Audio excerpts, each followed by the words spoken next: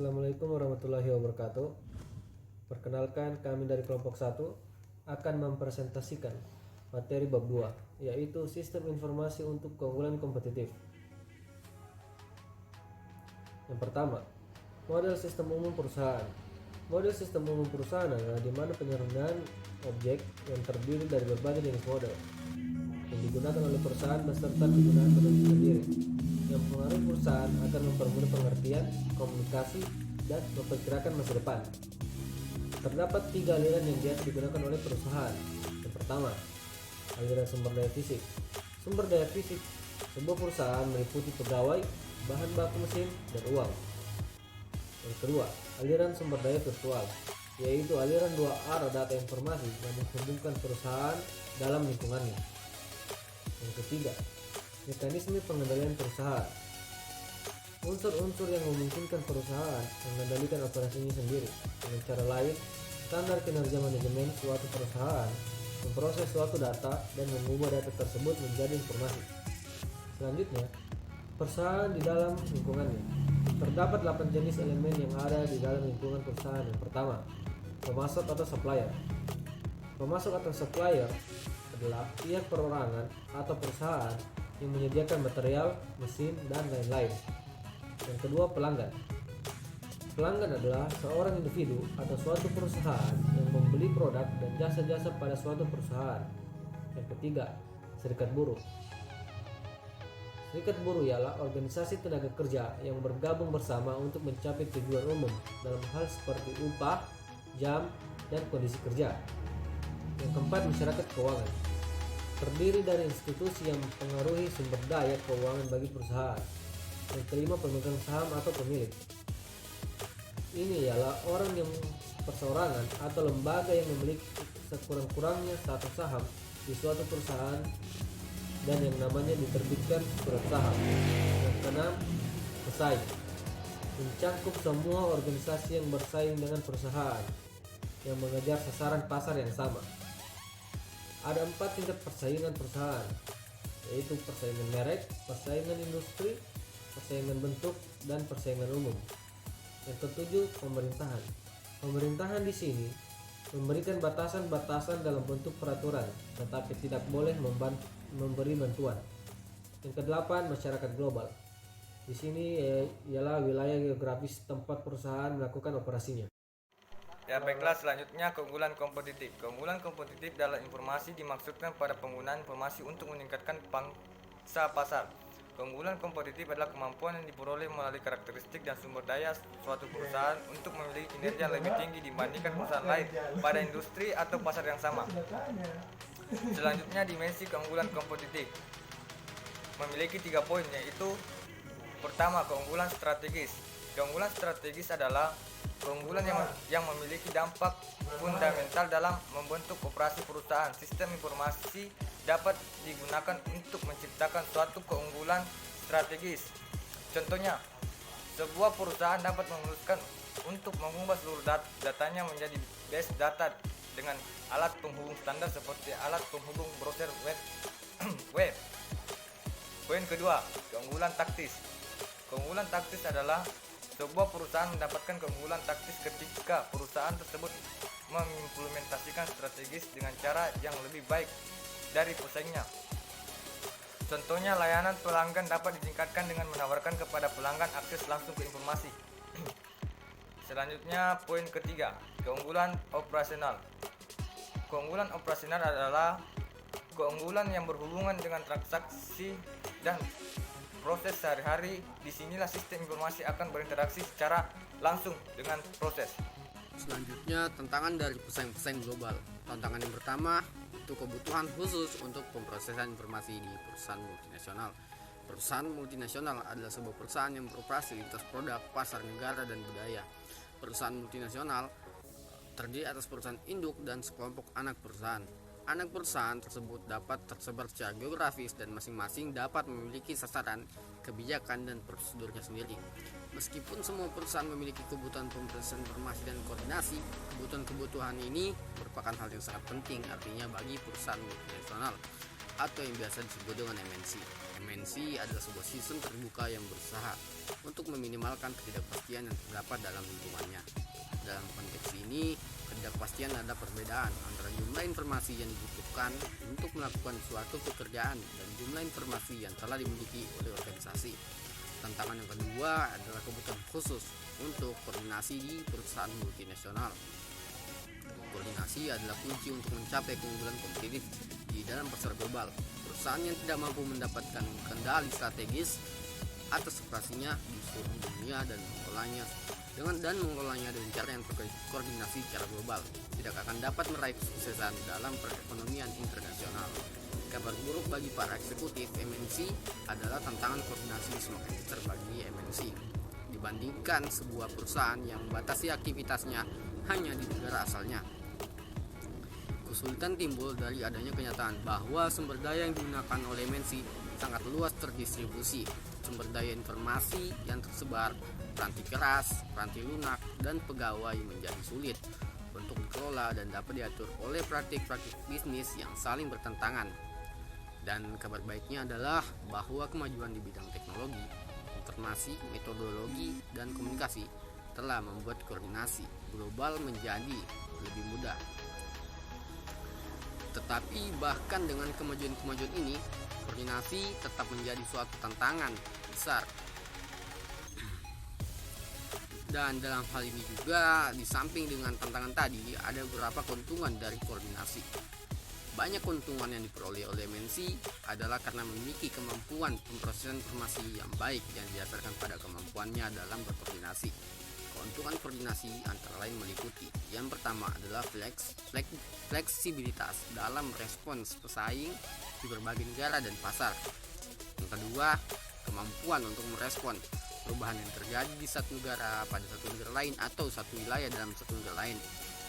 Kemudian yang ketiga, kemampuan untuk menyamai kebutuhan pasar di seluruh dunia. Yang keempat, kemampuan untuk berbagi pengetahuan antar unit di berbagai negara. Dan yang kelima adalah mengurangi biaya operasi secara keseluruhan. Dan yang keenam, peningkatan efisiensi dan efektivitas dalam memenuhi kebutuhan pelanggan. Dan yang ketujuh adalah kemampuan untuk meraih dan mempertahankan keragaman produk perusahaan dan juga bagaimana produk diproduksi dan didistribusikan. Semua keunggulan di atas disebabkan oleh adanya pengurangan waktu dan biaya komunikasi yang dimungkinkan melalui penggunaan sumber daya informasi perusahaan.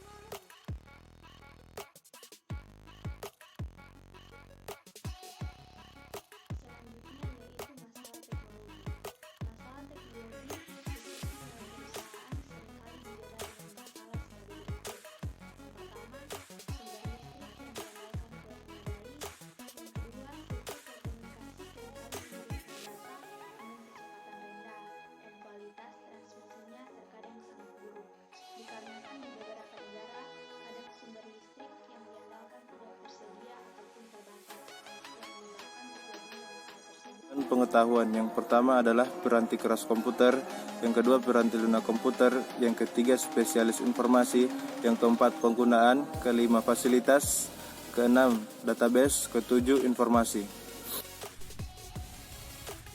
Ketika manajer memutuskan untuk menggunakan informasi guna mencapai keunggulan kompetitif, mereka harus mengelola sumber daya ini agar dapat meraih hasil yang diinginkan. Informasi sama seperti sumber daya lainnya, memerlukan manajemen. Para manajer memastikan bahwa data mentah yang dikumpulkan telah dikumpulkan dan kemudian menjadi informasi yang bermanfaat. Manajer kemudian memastikan bahwa individu-individu yang tepat akan menerima informasi dalam bentuk yang tepat dan dalam waktu yang tepat sehingga ia dapat dipergunakan. Terakhir, manajemen akan membuang informasi yang telah melewati masa manfaatnya dan menggantinya dengan informasi yang terbaru dan akurat. Semua aktivitas mengakuisisi data, memproses data menjadi informasi, menggunakan dan mengkomunikasikan informasi dengan cara yang paling efektif dan menghapus informasi pada waktu yang tepat disebut dengan manajemen pengetahuan. Dimensi informasi. Yang pertama itu adalah relevansi. Pengertian relevansi adalah informasi memiliki relevansi jika informasi tersebut berhubungan dengan masalah yang dihadapi. Pengguna seharusnya dapat memilih data yang diperlukan tanpa harus melewati dahulu fakta-fakta yang tidak sehubungan. Data yang relevan dengan pengambilan keputusan yang akan diambil saja yang akan disebut sebagai informasi. Yang kedua, akurasi. Idealnya, seluruh informasi seharusnya akurat. Akan tetapi, fitur-fitur yang memberikan kontribusi kepada tingkat akurasi sistem akan menambah biaya dari sistem informasi tersebut. Karena hal ini, para pengguna seringkali terpaksa harus menerima tingkat akurasi yang kurang dari 100%. Aplikasi-aplikasi yang melibatkan uang seperti penggajian, penagihan, dan piutang berusaha untuk mencapai tingkat akurasi 100%. Aplikasi-aplikasi lainnya seperti peramalan ekonomi jangka panjang dan laporan-laporan statistik seringkali masih tetap bermanfaat meskipun data yang dipergunakan kurang dari 100% akurat. Ketepatan waktu. Informasi hendaknya tersedia untuk pengambilan keputusan sebelum situasi yang genting berkembang atau hilangnya peluang yang ada. Para pengguna hendaknya dapat memperoleh informasi yang menguraikan apa yang sedang terjadi saat ini, selain dari apa yang telah terjadi di masa lalu. Informasi yang tiba setelah suatu keputusan diambil tidak akan memiliki nilai yang bermanfaat. Selanjutnya adalah kelengkapan. Para pengguna hendaknya dapat memperoleh informasi yang menyajikan atau gambaran lengkap atas suatu masalah tertentu atau solusinya. Informasi dikatakan lengkap jika memiliki jumlah agregasi yang tepat dan mendukung semua area di mana keputusan akan diambil. Sifat manajemen yang berubah. Manajemen pengetahuan pada awalnya berfokus pada sistem pemrosesan transaksi yang akan memproses pesanan pelanggan, seperti membuat catatan persediaan, menghitung jumlah gaji, dan tugas-tugas lain yang serupa. Karenanya, sistem informasi dianggap memiliki tingkat rendah karena hubungannya dengan pekerjaan-pekerjaan yang diberikan kepada organisasi tingkat rendah. Kini organisasi mengakui bahwa sistem informasi mengumpulkan pengetahuan yang terdapat di dalam organisasi dan organisasi harus mengelola pengetahuan tersebut. Adalah sistem informasi warisan. Mereka yang mengelola dan mengendalikan informasi sebuah perusahaan harus menyadari keterbatasan-keterbatasan dari teknologi lampau. Manajemen gambar, foto-foto maupun file gambar harus disimpan sebagai file-file yang dapat dijadikan sebagai referensi oleh sistem informasi perusahaan.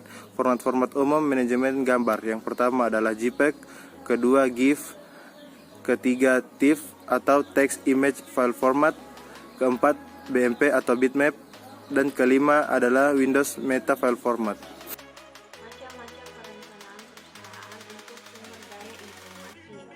Yang pertama yaitu perencanaan strategis untuk sumber daya informasi, yaitu perusahaan-perusahaan pertama yang menggunakan komputer menempatkan pertanggungjawab pengelolaan sumber daya informasi di tangan sebuah unit yang terdiri atas para profesional informasi. Yang kedua, perencanaan strategis bagi perusahaan. Itu ketika sebuah perusahaan mengorganisasikan para eksekutifnya ke dalam suatu komite. Kelompok ini biasanya akan bertanggung jawab atas perencanaan strategis bagi keseluruhan perusahaan. Setelah rencana dibuat, komite eksekutif akan memonitor pelaksanaannya sepanjang tahun dan jika dibutuhkan akan mengambil tindakan yang sesuai. Yang ketiga, perencanaan strategis untuk area-area bisnis. Ketika eksekutif sebuah perusahaan sepenuhnya memiliki komitmen pada perencanaan strategis, mereka melihat adanya kebutuhan bagi masing-masing area bisnis untuk mengembangkan rencana strategisnya sendiri. Rencana area bisnis ini akan merinci bagaimana area-area akan mendukung usaha ketika berusaha mencapai sasaran strategisnya. Saya akan membawakan materi tentang kandungan inti rencana strategis sumber daya informasi. Langsung saja ke materi. Organisasi yang berbeda akan menciptakan rencana-rencana strategis sumber daya. Informasi yang berbeda pula, namun seharusnya terdapat dua topik inti yang hendaknya terdapat di setiap rencana. Dua topik tersebut yaitu yang pertama, sasaran yang akan dicapai oleh setiap kategori sistem sepanjang periode waktu yang dicakup oleh rencana. Yang kedua, sumber daya informasi yang dibutuhkan untuk mencapai sasaran tersebut. Terima kasih, hanya itu materi yang dapat saya jelaskan. Saya akhiri, wassalamualaikum warahmatullahi wabarakatuh.